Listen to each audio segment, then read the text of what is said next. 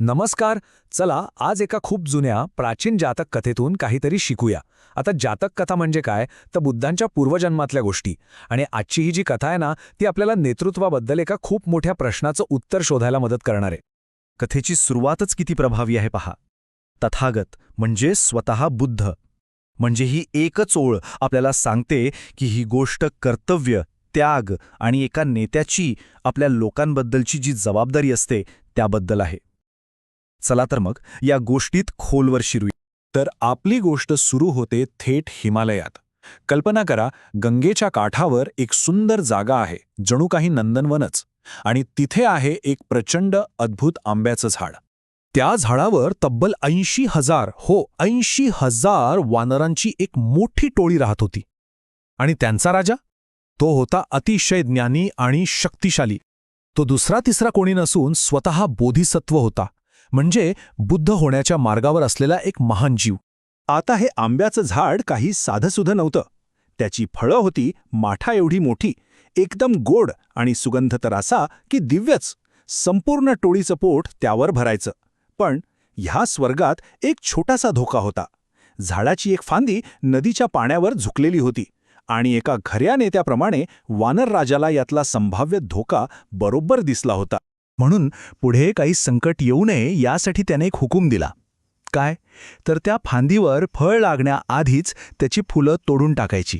का? कारण एकही फळ नदीत पडायला नको आणि त्यांचे हे जे गुप्त जग आहे ते जगासमोर यायला नको.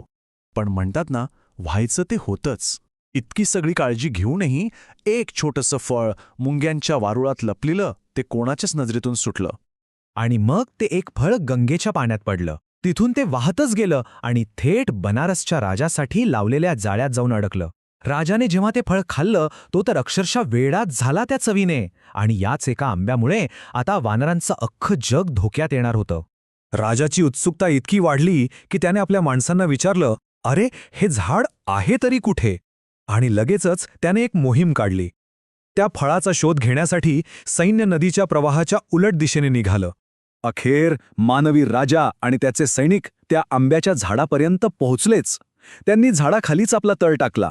त्यांना बिचाऱ्यांना काय माहीत की वरच्या फांद्यांवर 80,000 वानर लपून बसले आहेत. मग काय, मध्यरात्र झाली. वानर हळूच फळं खायला लागले आणि त्यांच्या आवाजाने राजाला जाग आली. त्याने वर पाहिलं आणि त्याचा संताप अनावर झाला. अख्खीचा अख्खी वानरांची टोळी झाडावर होती. रागाच्या भरात त्याने आपल्या धनुर्धारांना एक भयानक आज्ञा दिली. तो म्हणाला, या सगळ्या वानरांना घेरून टाका, एकही सुट्टा कामा नये. सगळ्यांना बाणांनी ठार करा. उद्या आपण वानराच्या मांसासोबत आंबे खाऊ. विचार करा, एका क्षणात सगळं चित्र पालटलं. वानरांना चारही बाजूंनी घेरलं गेलं. ते पूर्णपणे अडकले होते आणि खाली धनुर्धारी तयार होते. मृत्यू समोर दिसत होता. सगळे वानर भीतीने थरथर कापत होते. ते सगळे आपल्या राजाकडे धावले. पण राजा शांत होता. त्याने त्यांना धीर दिला. म्हणाला, घाबरू नका, मी तुम्हाला वाचवणार. आणि मग अशा कठीण परिस्थितीत त्या राजाने एका अशक्य वाटणाऱ्या सुटकेची योजना बनवायला सुरुवात केली. आता यापुढे जे घडलं ना ते शौर्याची आणि पराक्रमाची एक अविश्वसनीय गाथा आहे. आणि सगळ्यात महत्त्वाचं म्हणजे मानवी राजा हे सगळं आपल्या डोळ्यांनी खाली उभा राहून बघत होता. त्याची योजना काय होती पहा. पहिलं, 100 धनुष्य लांब बसलेली नदी एका ओळीत पार करायची. मग पलीकडे जाऊन एक मजबूत बांबू शोधून तोडायचा. त्याचं एक टोक तिकडच्या झाडाला बांधायचं, दुसरं टोक स्वतःच्या कमरेला आणि मग परत आंब्याच्या झाडाकडे उडी मारायची.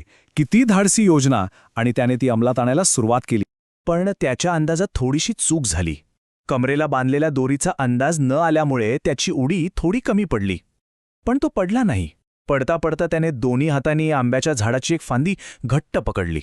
आता कल्पना करा, एका बाजूला बांबूला बांधलेली दोरी, दुसऱ्या बाजूला त्याने पकडलेली फांदी आणि मध्ये ताणलेलं त्याचं स्वतःचं शरीर. त्याने स्वतःलाच एक जिवंत पूल बनवलं होतं. त्याने इशारा करताच एक एक करून सगळेच्या सगळे 80,000 वानर त्याच्या पाठीवरून चालत पलीकडे सुरक्षित पोहोचले. सगळेजण पार झाले. पण सगळ्यात शेवटी होता त्याचा एक प्रतिस्पर्धी, देवदत्त. त्याने मात्र मुद्दाम होऊन त्याच्या पाठीवर जोरात उडी मारली आणि यात वानरराजाची पाठ मोडली. आपल्याच माणसाकडून विश्वासघात झाला. हे सगळं पाहून मानवी राजा अक्षरशः थक्क झाला. तो इतका प्रभावित झाला की त्याने आपल्या सैनिकांना आज्ञा दिली की वानर राजाला अगदी हळुवारपणे खाली उतरवा आणि त्याची सेवा करा. मानवी राजाला हे कोडं उलगडत नव्हतं. त्याने वानर राजाला विचारलं, तू त्यांच्यासाठी स्वतःचा पूल केलास? तू आहेस तरी कोण त्यांचा, आणि ते तुझे कोण लागतात? त्याला हे समजून घ्यायचं होतं की असं नेतृत्व येतं कुठून. तेव्हा जखमी वानरराजाने उत्तर दिलं, हे विजयी राजा, मी या कळपाचा रक्षक आहे. मी त्यांचा स्वामी आहे. मला मृत्यूची भीती नाही, कारण ज्यांच्यावर मी राज्य केलं त्यांचं सुख मला मिळालं. किती मोठं उत्तर आहे हे. एका नेत्यासाठी स्वतःच्या जीवापेक्षा लोकांचं सुख आणि सुरक्षा मोठी असते. आणि आपला शेवटचा श्वास घेताना त्याने मानवी राजाला एक शेवटचा धडा दिला. जो कोणी खरंच राज्य करू पाहतो त्याला आपल्या राज्याच्या सुखाची सर्वात जास्त काळजी असायला हवी. वानर राजा तर गेला, पण त्याचा तो एक धडा मानवी राजाचं आयुष्य बदलून गेला. त्याने त्या वानर राजावर राजाप्रमाणे अंत्यसंस्कार केले आणि मग आयुष्यभर अगदी न्यायाने राज्य केलं. जातक कथांची हीच खासियत आहे. शेवटी पात्रांची खरी ओळख सांगितली जाते. तर तो वानर राजा म्हणजे स्वतः बोधिसत्व म्हणजेच बुद्ध होते. मानसी राजा म्हणजे त्यांचा शिष्य आनंद. तो विश्वासघातकी वानर म्हणजे देवदत्त आणि ती वानरांची टोळी म्हणजे बुद्धांचे अनुयायी. यामुळे ही गोष्ट फक्त एक गोष्ट राहत नाही, तर ती नेतृत्वाच्या मूळ शिकवणीचं एक उत्तम उदाहरण बनते. तर मग ही कथा आपल्याला एका महत्त्वाच्या प्रश्नावर आणून सोडते. जर एक नेता आपल्या लोकांसाठी सुरक्षा आणि समृद्धीचा पूल असेल, तर तो पूल किती मजबूत असायला हवा? या कथेनुसार नेत्याची खरी ताकद ही सत्तेत नाही, तर आपल्या लोकांच्या भल्यासाठी त्याग करण्याच्या तयारीमध्ये आहे. आणि हेच आपल्याला विचार करायला भाग पाडतं की खरं नेतृत्व नक्की कशाला म्हणतात.